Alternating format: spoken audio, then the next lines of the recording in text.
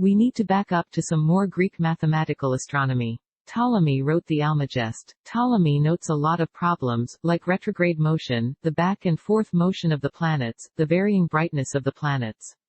He'd come up with a EPI cycle to resolve each problem. I can't help noting this biblical quote, 1 Corinthians chapter 15 verse 41, "There is one glory of the sun, and another glory of the moon, and another glory of the stars, for one star differeth from another star in glory." The glory would be like Ptolemy EPI cycles. A glory for everything that they don't understand. I've given enough to suggest the Greek Renaissance, as some might put it, really was a mathematical renaissance. These Greeks caught a glimpse of rational philosophy. But right-wing forces, both from within and outside of the Greeks, were to reduce this spark to a flicker. The story of Socrates is famous as a lesson against free thinking. Socrates was not really a mathematician. He was a moral philosopher. He was a kind of rational philosopher. He believed in questioning everything. And he was eventually put on trial for corrupting the minds of the youth of Athens. He was famously sent to death by poison. We mostly know of Socrates through Plato. Plato was also not much of a mathematician. He was influenced by the Pythagorean idea of mixing mythology with mathematics. Plato, and Pythagoras before him, considered abstraction and the attainment of abstractions as getting in touch with the spiritual world. The real material world was a kind of dirty, corrupted version of this spiritual and pure world of ideas. Now some say that the body, soma, is the prison, sema, of the soul, as if it were buried in its present existence, and also because through it the soul makes signs of whatever it has to express, for in this way also they claim that it is rightly named from sema. In my opinion, it is the followers of Orpheus who are chiefly responsible for giving it the name, holding that the soul is undergoing punishment for some reason or other, and has this husk about it, like a prison, to keep it from running away. Plato, Cratylus 400c, Phaedo, 61e 62c, Gorgias, 493a, Republic X 586a. This can further be seen in the later Christianity, Romans chapter 7 verse 18, "For I know that in me, that is, in my flesh, dwelleth no good thing." More of these are found in 1 Corinthians 9:25, Romans chapter 1 verses 23, 1 Corinthians 15:53, Hebrews chapter 9 verses 23 to 24, Romans chapter 7 verse 25, Romans chapter 8 verse 3, Romans chapter 8 verse 4, Romans chapter 8 verse 8, Galatians chapter 5 verses 13 to 24, Romans chapter 5 verse 12, Romans chapter 5 verse 19, Romans chapter 3 verse 23, Hebrews chapter 7 verse 26, Hebrews 8 to 4, 9:23-24, Acts chapter 14 verse 11, Philippians chapter 2 verses 7 to 8. Plato, and Socrates, reveals the religious ideas of the day. He reveals much astrotheology. In fact, there's a remarkable Plato passage suggesting the switchover from Venus-Earth goddesses to male sun gods. Symposium 190, has Plato saying before there were two humans, male, female, there were three. He says males came from the sun, females from the earth, and then there was the moon god. The sun, earth gods were being unruly, so Zeus had to do something. He couldn't destroy them and make them extinct, otherwise, he's get no sacrifices, gifts. So, he had to limit them. He made the sun, earth gods with 2 legs and invented man, woman. Apology 26d asks if Socrates doesn't believe if the sun, moon are gods, hence, others, if not Plato did.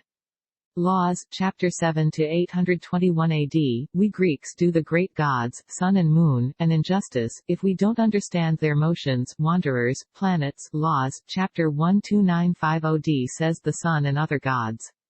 Plato also proves that people derive God's existence from ignorance of the workings of nature. Epinomis 983a mentions ignorance of how something so big as the sun equals God's existence.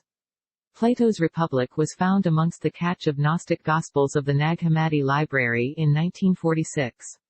Why would they have Plato's Republic amongst Gnostic Gospels? Because they are deriving their sun god, Jesus Christ, from Scripture. It's called Midrash or Pesher. And, there's what's called gematria. Gematria is a way of prophesizing by finding the numerical value of a natural language word. Both the Hebrews and Greeks learned their alphabet language from the Phoenicians, who innovated the alphabetical language beyond the pictograms languages.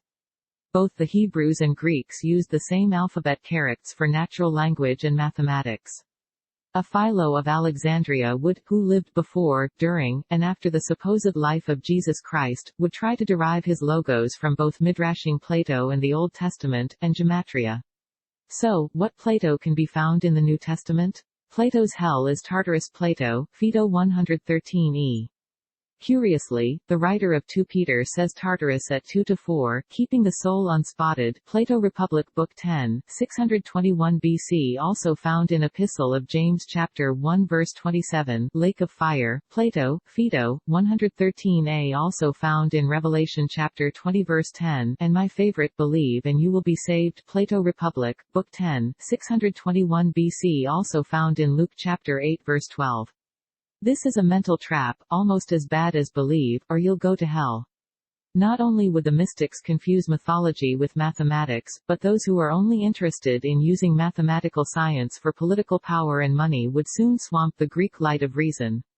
The Athenians were able to use the military arm of the Greeks, the Spartans, to hold off the Persians at first. But then, the Spartans and Persians joined forces to end the Athenian-Delian League, which was getting too much money, and using it to build the Parthenon. They were spreading Greek culture, building theaters, they were making plays, music, and having democracy. They were having way too much fun. Something had to be done. So, the Spartans and Persians joined forces, and ended the Delian League. But then, almost out of nowhere it seemed, came Alexander the Great. I picked this coin because of the ram's horns.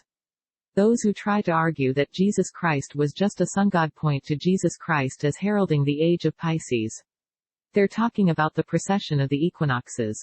There's 12 zodiacal constellations. The Earth is tilted and wobbles. There's equinoxes and solstices. And, in time, the sun rises at different constellations, and the equinoxes changes.